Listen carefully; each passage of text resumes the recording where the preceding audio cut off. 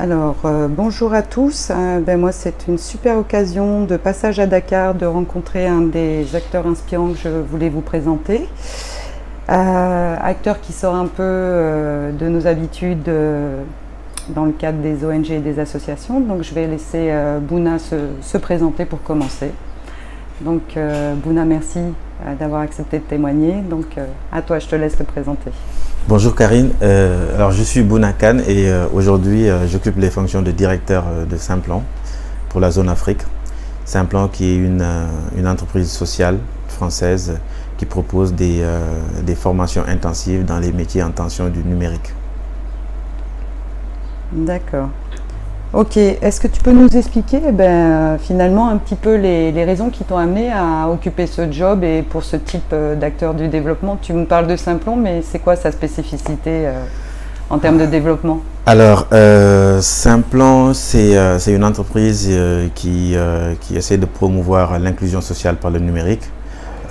L'histoire a commencé en France où on avait un challenge de former des personnes qui étaient hyper éloignées du numérique et de leur proposer du travail.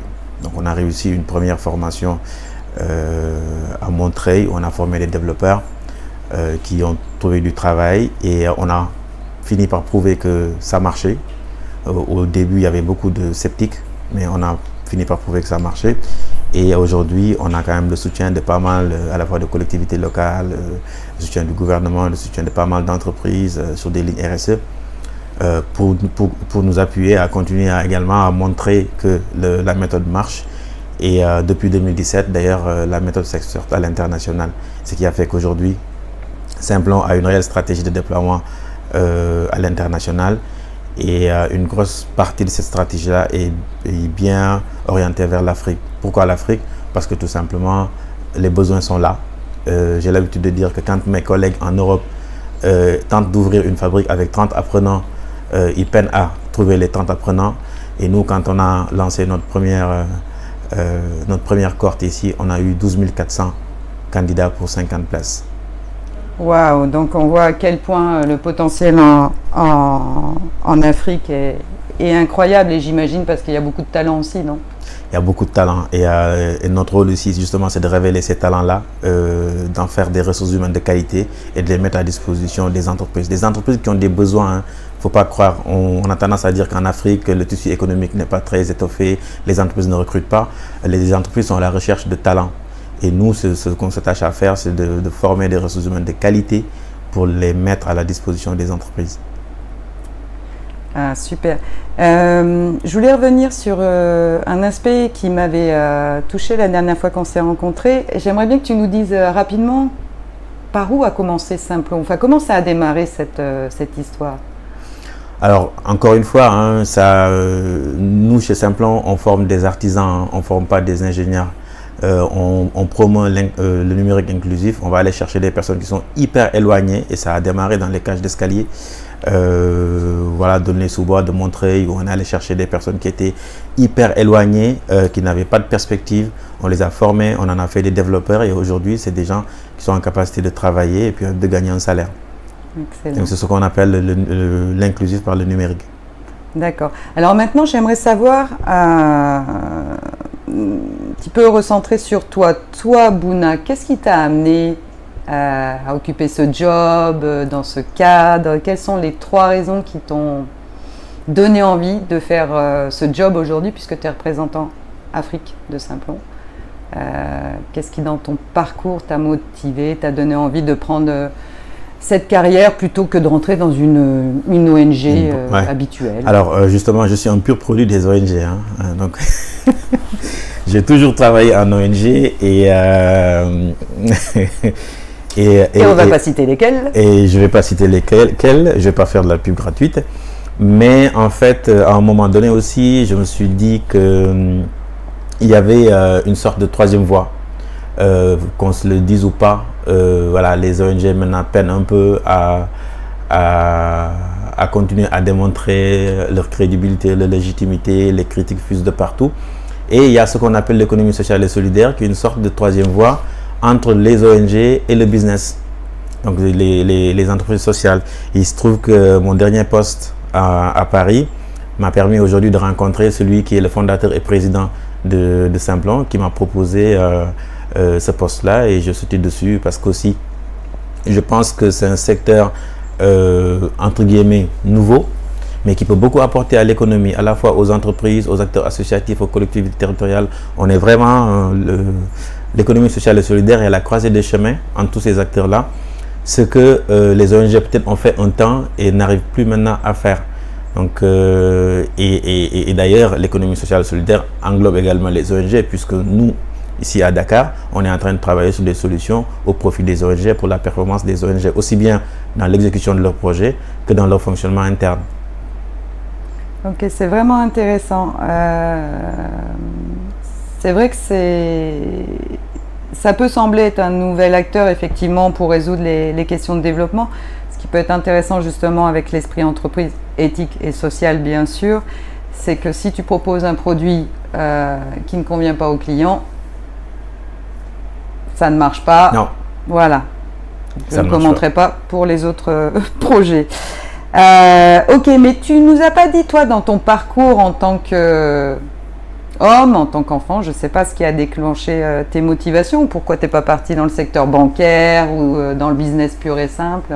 Qu'est-ce qui t'a motivé à être un acteur pour aider justement le développement des talents, enfin en tout cas que tu as dit les mettre en lumière? Je pense qu'il y a quelque chose de l'ordre de ma personnalité un peu qui relève de la fibre solidaire. Depuis étudiant, par exemple, quand j'étais tout petit et que j'entendais parler de HCR, j'entendais parler de PNUD, et je me disais, je voudrais travailler là, je voudrais voilà, être au service du développement humain. Et j'ai grandi avec cette fibre-là, et je pense que être solidaire, c'est pas forcément donné à tout le monde, c'est une fibre qu'on a. Et je l'ai développée après mes études. J'ai commencé par un stage dans une ONG, et tout de suite, je me suis dit que c'est ici ma place. Et donc voilà, j'ai continué mes études dans ce sens-là. J'ai travaillé que sur des projets d'éducation et de formation, que ce soit en France comme à l'étranger. Et c'est donc naturellement que j'ai trouvé ma place dans ce monde-là. Et c'est pas pour demain que je vais rejoindre une banque, c'est sûr. Super. Alors selon toi aujourd'hui, quels sont les défis que les acteurs du développement, si tu veux citer 2 défis que les acteurs de développement doivent appréhender de manière beaucoup plus sérieuse aujourd'hui? Alors le premier défi aujourd'hui, hein, c'est pas parce que je travaille dans une entreprise sociale qui s'occupe du numérique, c'est que les acteurs du développement doivent se mettre à la page du numérique, des nouvelles technologies. Aujourd'hui, on sait très bien que les ONG sont très en retard sur la digitalisation, et je pense que là, il loupe quelque chose en termes de performance et de gain de temps. Après, on me dira que c'est lié au fait que c'est des organisations traditionnelles qui fonctionnent avec des boards qui sont plus ou moins traditionnels, etc. Mais oui, nous, chez Simplon, on forme des codires et des boards aux compétences numériques fondamentales, on les sensibilise. Donc ça, c'est pas un problème. Donc le premier défi, c'est se mettre à la page quand même du numérique. Et le second défi, c'est la collaboration entre acteurs. La collaboration entre acteurs. Aujourd'hui, tout le monde sait que les bailleurs sont en train de réduire, mais de manière drastique, les financements. Si les acteurs de développement ne se mettent pas en consortium, moi, il m'est arrivé très souvent de rencontrer des bailleurs qui disent, bon, telle ONG est venue nous voir, telle organisation est venue nous voir, on ne peut pas financer tout le monde, il faut que les gens se mettent à mutualiser leurs moyens. Donc moi je pense que au lieu de faire de la concurrence et de monter une compétition, c'est plutôt que de travailler en collaboration, de monter des consortiums, et voilà, pour pouvoir rassurer aussi les financeurs au moment où les financements sont en train de se réduire comme peau de chagrin, quoi. Ce qui est marrant, c'est vrai que tout le monde reconnaît qu'aujourd'hui, il y a vraiment un effort de coopération à faire, de co-construction. Et en même temps, je fais le lien avec les thématiques dont tu parlais, formation et éducation. On voit que nos systèmes aussi éducatifs, en fait, nous préparent à la compétition. Ouais. Donc, comment vous appréhendez ça aussi dans l'offre que vous faites justement de formation, pour aussi influencer l'état d'esprit, en fait, sur le fait qu'on a beaucoup plus à gagner à coopérer, co-construire, co-concevoir, qu'à compétir et à marcher sur la tête de l'autre pour s'élever, quoi. Bah, même si on marche sur la tête de l'autre, ce ne sera pas pour longtemps en fait. Ce ne sera pas pour longtemps parce qu'on a affaire à des acteurs étatiques, on a affaire à des politiques, etc. Moi, je pense qu'on a tout intérêt pour tous survivre, à collaborer. Aujourd'hui, c'est avec ces stratégies, par exemple, que Simplon s'installe en Afrique. Nous, la priorité quand on arrive dans un pays, c'est de dire qui sont les acteurs. On va voir les acteurs. Allez, qu'est-ce qu'on peut faire ensemble? Par exemple, ici au Sénégal, quand on est arrivé, on a vu l'Office national de formation professionnelle. On est allé les voir, on leur a dit qu'est-ce qu'on peut faire pour vous? Et ils nous disent, nous, on voudrait lancer une formation en dev web depuis 2 ans, mais qu'on n'arrive pas à faire parce qu'on n'a pas les compétences. On leur a dit, donnez-nous les référentiels. On a travaillé avec eux et aujourd'hui, ils sont en train de former 500 jeunes au développement web. Donc vraiment, la stratégie, c'est vraiment la coopération parce qu'in fine, tout le monde y gagne. Parce que si on monte une formation aujourd'hui, ou Simplon assure la partie formation numérique, ou une autre organisation française du nom de Make Sense va s'occuper de la partie entrepreneuriale, on est déjà complémentaires.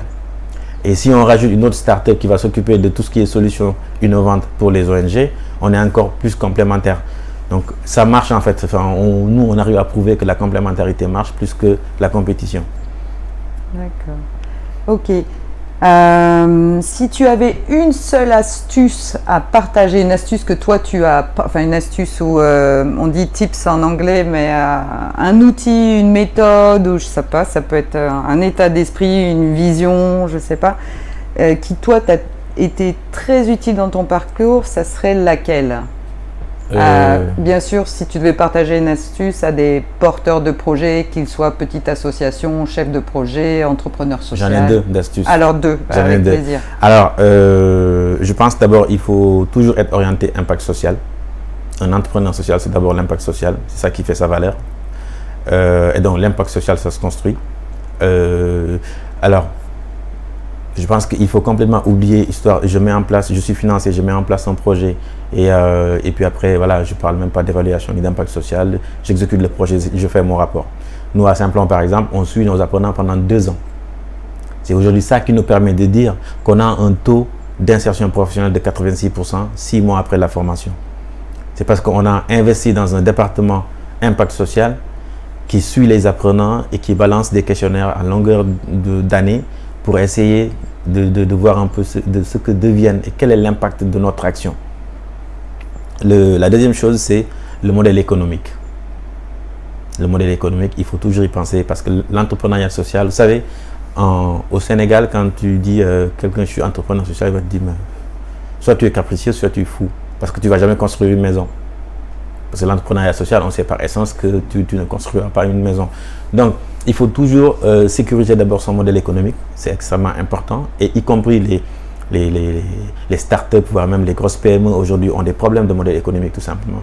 Parce que ce n'est pas quelque chose qu'on réfléchit souvent en amont. Voilà, parce qu'on a des opportunités, on avance, et à un moment donné, on se pose, on se dit, mais c'est quoi mon modèle économique? Donc, réfléchir d'abord au modèle économique permet aussi de pérenniser son action, permet de pérenniser son projet et son association.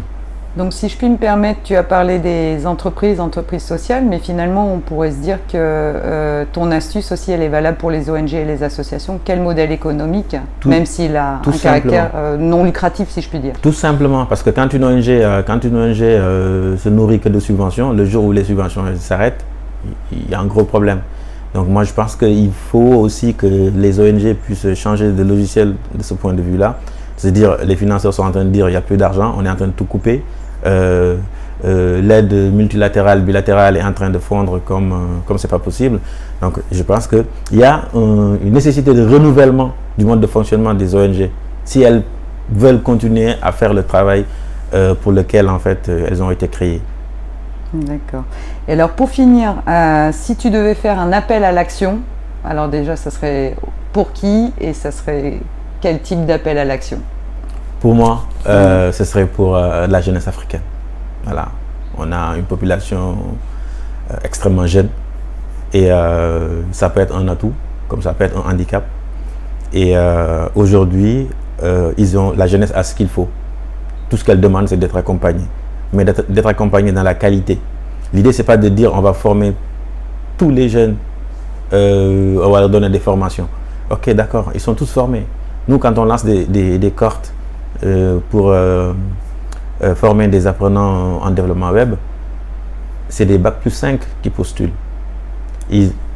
La formation qu'ils ont suivie n'est juste pas adaptée aux besoins de l'écosystème économique, tout simplement. Et donc, moi, je pense qu'il faut davantage accompagner les jeunes. Il faut créer des programmes de formation qui soient en adéquation avec les besoins du monde économique, sinon ça ne sert à rien. Et surtout, il faut construire une véritable conscience citoyenne pour la jeunesse. Ça, ce serait vraiment mon appel à l'endroit des futurs porteurs de projets. Aujourd'hui, quand on met en place un projet social en Afrique, je ne vois pas comment ça ne peut pas être dirigé vers la jeunesse. Waouh, quelle belle conclusion. Si normalement on ne parle jamais après le chef en Afrique, mais c'est une conclusion qui, moi, résonne aussi pour mon pays. Pour ceux qui ne me connaissent pas, je suis française. Je pense qu'il est valable pour notre jeunesse aussi en Occident, c'est pas en France, en Europe.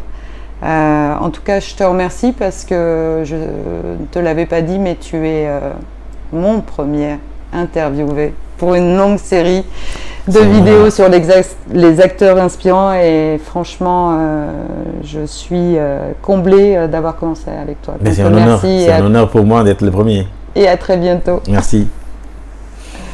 Tac. Waouh.